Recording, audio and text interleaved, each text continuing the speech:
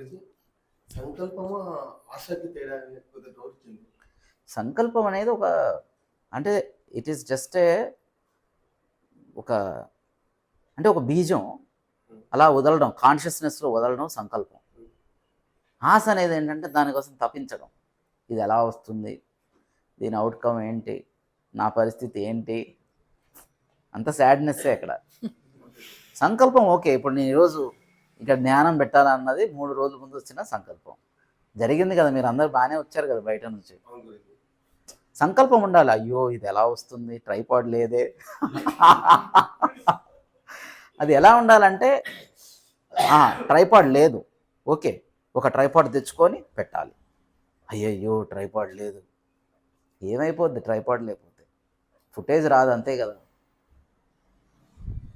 ఆ స్టేట్కి మీకు అలవాటు కావాలి.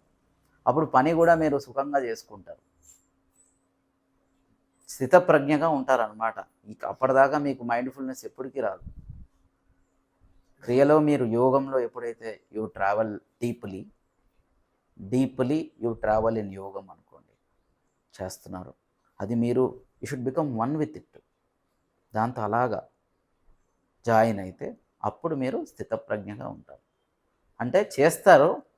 ఇప్పుడు ఇది సడన్గా బ్యాటరీ ఆఫ్ అవ్వచ్చు. బంధం పెట్టుకుంటే బాధే కదా ఉంటుంది. ఫలానా ప్రతిదీ నీకు అనుసరిస్తూ జరుగుతుంది ఏంటి ప్రపంచంలో.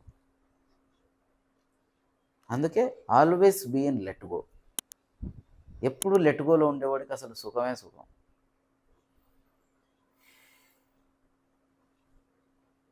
లెట్ గోలో ఉండాలంటే నువ్వు వదలాలి ఫస్ట్. ఇలాగ గట్టిగా పట్టుకుంటే లెట్ గో ఉండలేవు.